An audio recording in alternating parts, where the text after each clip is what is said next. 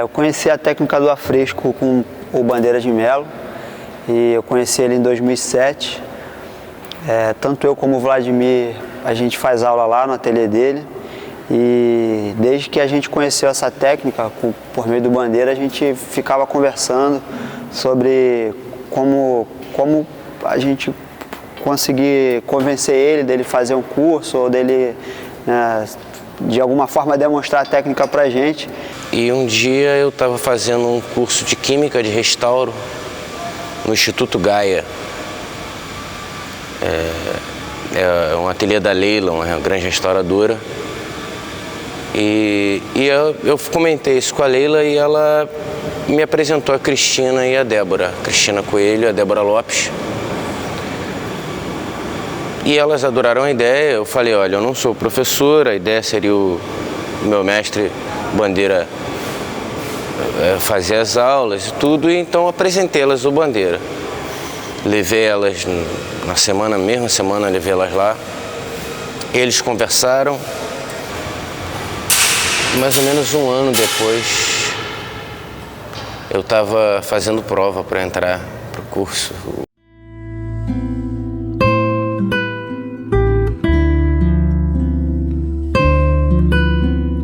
A importância do curso é o fato de manter viva essa técnica, né? Assim, a primeira importância é o fato de, no Brasil, a gente não ter tradição de afresco, né?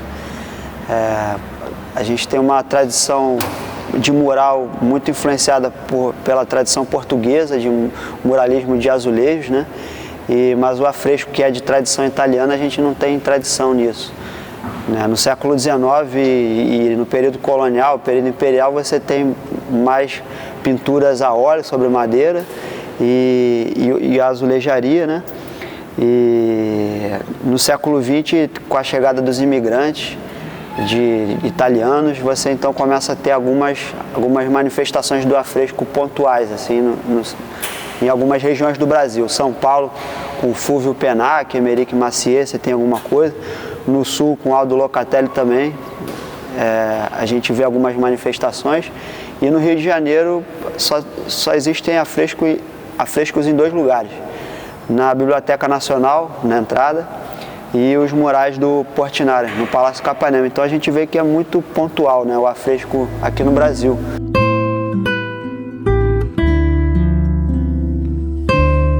O curso demorou 2 anos e meio.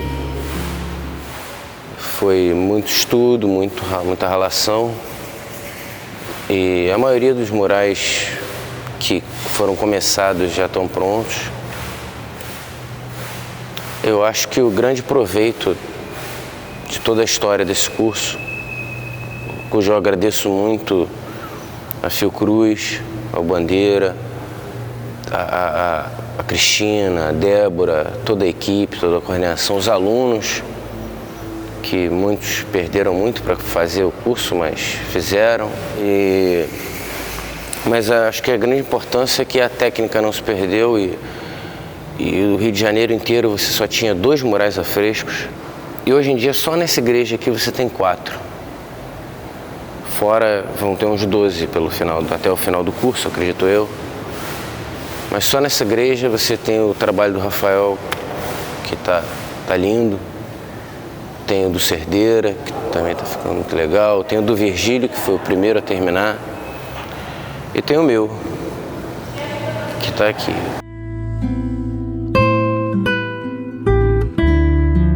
Meu mural, aqui a gente está na Igreja Nossa Senhora dos Navegantes, né? Então, a primeira coisa na hora de decidir o mural foi pegar as medidas desse arco aqui, né?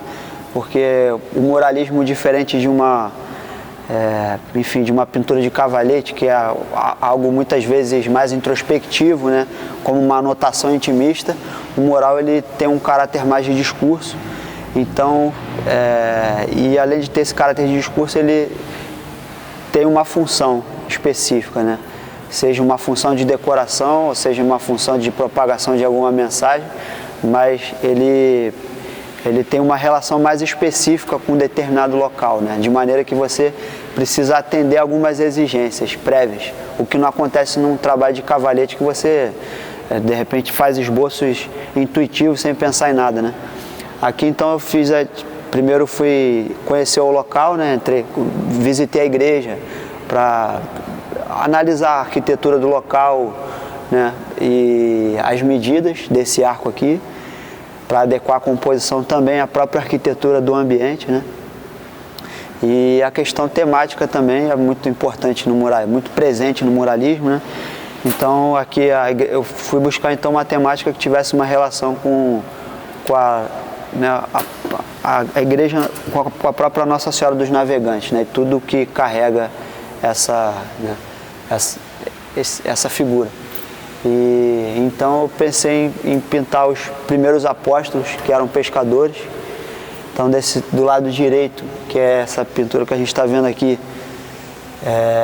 eu fiz São Pedro, ali a Nossa Senhora dos Navegantes, e aqui vai ter uma criança junto desse grupo aqui do lado direito, e do lado esquerdo a gente tem os outros apóstolos, que também eram pescadores, André, João e Tiago, e que inclusive trabalhavam com Pedro.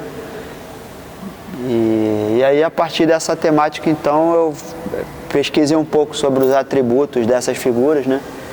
E fui tentando então amarrar essas duas, né? O significado formal e o significado simbólico, semântico dessa temática, né?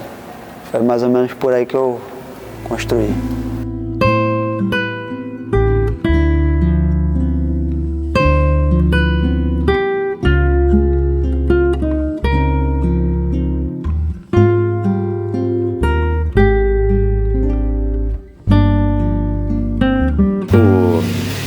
Esse trabalho se resume na multiplicação dos pães e peixes. Foi um tema escolhido, sugerido pelo padre, porque era um elemento de saída da igreja, uma coisa que tem a ver com a liturgia dos católicos, que ele me explicou, e o posicionamento dele na igreja era muito pertinente. E eu resolvi fazer uma cena a ideia que eu imagino do que seja a mente do JC, assim, eu imagino que é uma coisa de paz mesmo, de alegria, eu não sei. Aqui eu coloquei o menino, isso foi o primeiro estudo que eu fiz, de 1:5, fiz em óleo, ele já deve ter mais de um ano. Eu coloquei aqui o menino doando os pães e peixes. No caso, na história, ele doou pão e peixe para Jesus. Só que eu coloquei Jesus aqui atrás como o sol. E coloquei uma mulher recebendo os peixes pelo simbolismo de receber. E para representar as mulheres da vida dele e o próprio lado feminino dele, para representar Madalena, para representar Maria, a mãe dele, coloquei elas recebendo o peixe e o pão do menino. Coloquei 2 apóstolos, um distribuindo peixe e outro distribuindo pão para 2 lados, e ao redor o povo festejando aquela situação, né? O povo que estava com fome, dividindo aquele pão e o peixe do menino, e aqui o pessoal tocando música, cantando, e aqui essa família se alimentando, também festejando. Todos ficaram felizes, a família se alimentou, a banda festejou para que, né? E basicamente essa foi a questão do meu tema de mural.